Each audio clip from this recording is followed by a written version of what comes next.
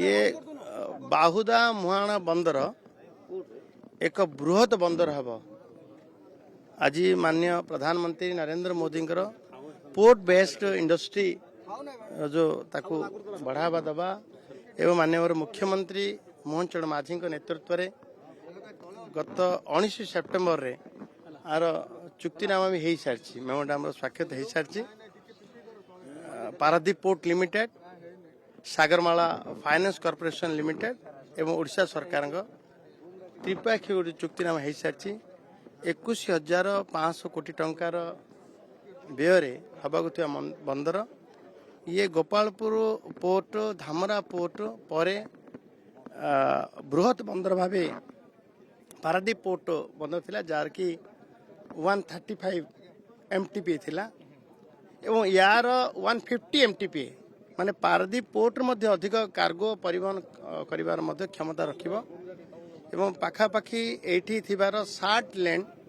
5,000 एकर जमी ताकू port shipping को डिपार्टमेंट को स्थानांतर हो सारी एवं आउ 1741 एकर जमी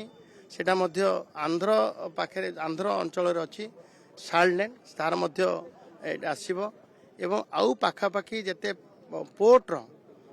पाख रिजनल पोर्ट मध्य सुविधा लॉजिस्टिक सुविधा मध्य आउ 1741 मध्य लैंड एक्विजिशन हम एक बृहत परिकल्पना बृहत बंदर योजना आमे धन्यवाद देबू प्रधानमंत्री नरेंद्र मोदी जी को एवं माननीय मुख्यमंत्री मोहन चरण माझी को जे एभलिया गंजाम को केवल नुह ओडिशा को बड़ उपहार ये तार ऑलरेडी जो फिजिबिलिटी रिपोर्ट प्राथमिक स्तर सर्वे हो सारी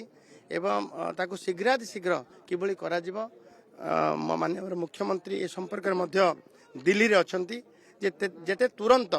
याकू कार्यक्षम करने चेष्टा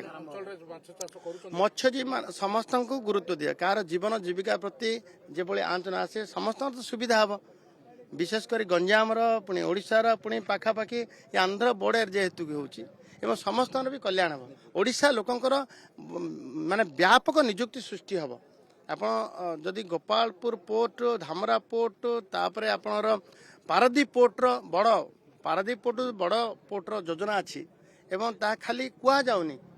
ये ऑलरेडी चुक्तिनामा स्वाक्षरित हो सारी सेप्टेम्बर 19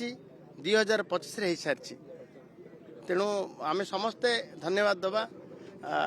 माननीय प्रधानमंत्री एवं मुख्यमंत्री को जेते भाया उपहार आमको देले आज आम आसलु मो सहित आम माननीय विधायक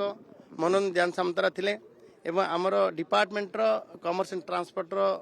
जे प्रिंसिपल सेक्रेटरी आमर बहादुर बाबू थिले एनबीएस बहादुर आमर सी गंजाम से संपर्क पूर्वर मध्य गंजाम रे थिले एवं आमर कलेक्टर भी अच्छी आम आमर पोर्ट डायरेक्टर भी अच्छा आम समस्ते आसलु आज मेयर सहित गोटे प्राथमिक स्तर में अंतपक्षे जो कथा हो सारी ताकू आगू बढ़ेबा एवं जेते हब स्टेट तरफ राज्य तरफ संपूर्ण सुविधा सुजोग दिया जेते शीघ्र बाहुदा मुहाण पोर्ट कार्यक्षम हो।